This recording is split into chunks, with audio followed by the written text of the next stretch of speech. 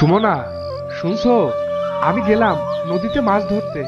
এই সময় না গেলে মাছ পাওয়া যাবে না। সারাটা দিন খাটাখাটনি কইরা মাঝরাতে বাড়িতে ফিরলেন, এখন আবার ভোর হইতেই বেরিয়ে পড়বেন?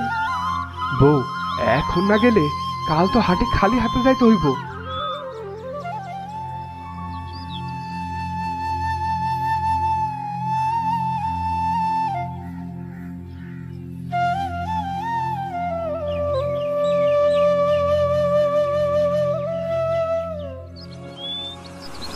ভালো সময় এসেছি, আজ কেউ এখনো আসেনি।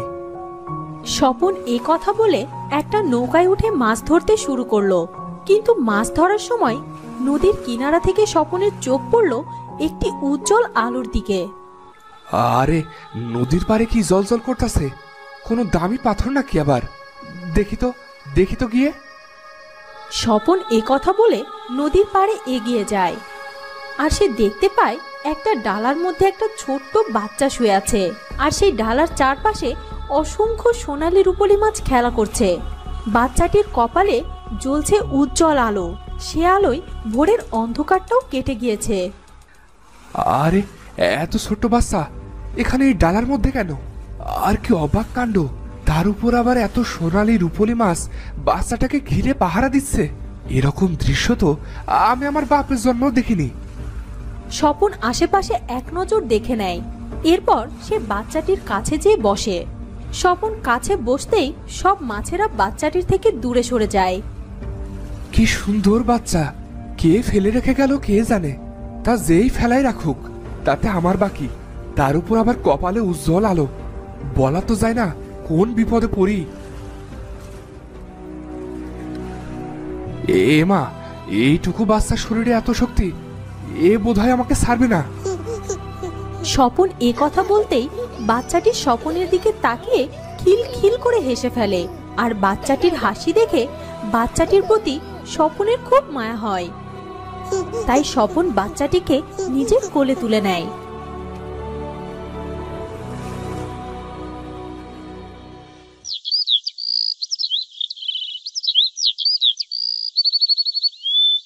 আর সে নিজের বাড়িতে নিয়ে যায়। এ কি, এত সুন্দর বাচ্চাটা কার? একে তুমি কোথা থেকে নিয়ে আসলে? স্বপন এরপর তার বউকে বাচ্চাটির ব্যাপারে সবকিছু খুলে বলে। সব শুনে সুমনা বাচ্চাটিকে নিজের কোলে তুলে নেয়। বাচ্চাটার কপাল থেকে এখনো তো চাঁদের আলোর মতোই উজ্জ্বল আলো বের হইতাছে, যেন আকাশের চাঁদ। তাই আমি ওর নাম রাখলাম চাঁদ। বাচ্চাটা যে কার?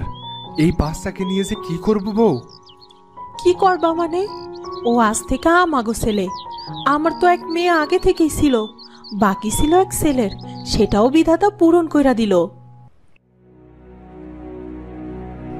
এরপর স্বপন আর সুমনার মেয়ে চন্দ্রার সাথেই চাঁদ বেড়ে উঠতে থাকে। এদিকে চাঁদের কপালে সবসময় উজ্জ্বল আলোটা জ্বলজ্বল করতে থাকায় সুমনা চাঁদকে কখনো ঘরের বাইরে বেরোতে দিত না। কিন্তু একদিন চাঁদের কপালের সে উজ্জ্বল আলোটা হঠাৎ করেই চলে যায়।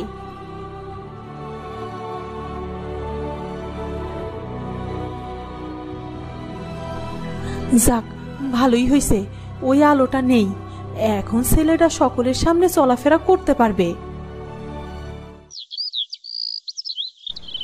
এভাবেই দেখতে দেখতে কেটে যায় 7 বছর।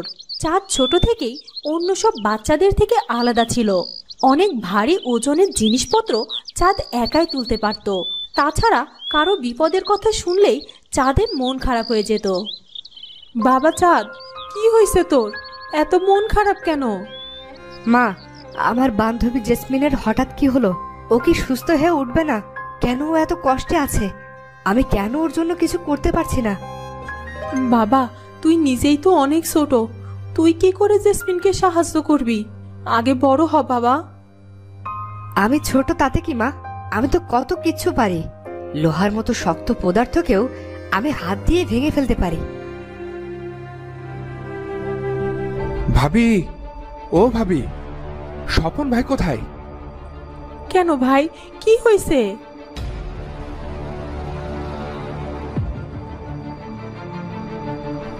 আরে ভাবি, ওদিকে তো সর্বনাশ হয়ে গেছে। বড় এক জঙ্গলি ষাঁড় ঢুকেছে গ্রামে। ওকে তো থামানোই যাচ্ছে না, সবার জমি জমা একেবারে সাবার করে দিচ্ছে। মা, আমি যাবো ষাঁড়ের কাছে। না বাবা, বাচ্চাদের ওখানে যেতে হবে না, আমরা এত ষাঁড়টিকে সামলাতে পারছি না। চাঁদ কারো কোনো কথা না শুনেই সেখানে যাওয়ার জন্য রওনা দিল। ওদিকে সুমনা চিৎকার করতে লাগলো। এই ছেলে আজ একটা সর্বনাশ ঘটিয়েই সারবে। ওরে সাদ, বাবা যাস নে, আমার কথা শোন বাবা। যাস নে বাবা, যাস নে বাবা, যাস নে। এ কি সাদ, করছো কি বাবা? ওর কাছে যেও না, ওর সাথে আমরা সবাই মিলে লড়াই করেও জিততে পারিনি। আমি ঠিক পারবো চাচ্চু, তুমি ভেবো না।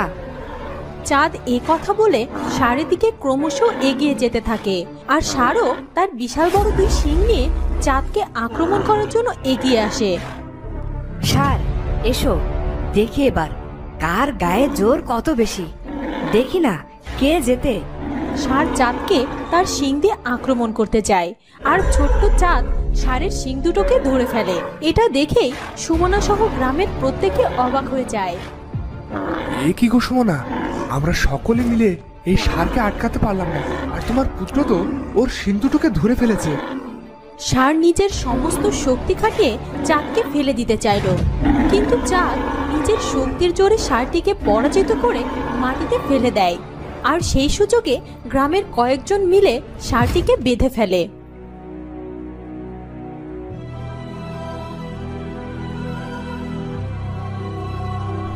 মা দেখো, আমার কিছু হলো, আমি তো ষাঁড়টিকে ফেলেও দিলাম।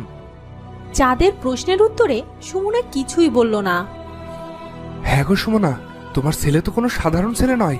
সাধারণ কোনো ছেলে হলে যে ষাঁড়কে আজ কিছুতে আমরা হারাতে পারছিলাম না, সে ষাঁড়কে তোমার ছেলে কিনা হারিয়ে দেখালো।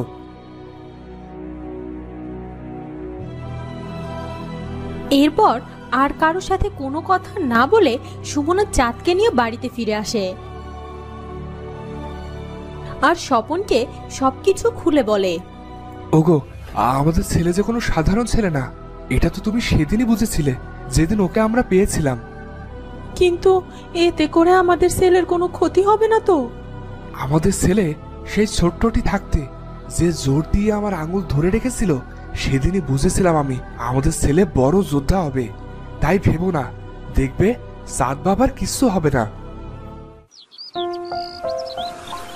ওদিকে নদীর ধারে চাঁদ আর চন্দ্রা একসাথে খেলা করছিল, আর তখনই খুব সুন্দর একটা রাজহংসী সাঁতরে সাঁতরে চাঁদের কাছে আসছিল।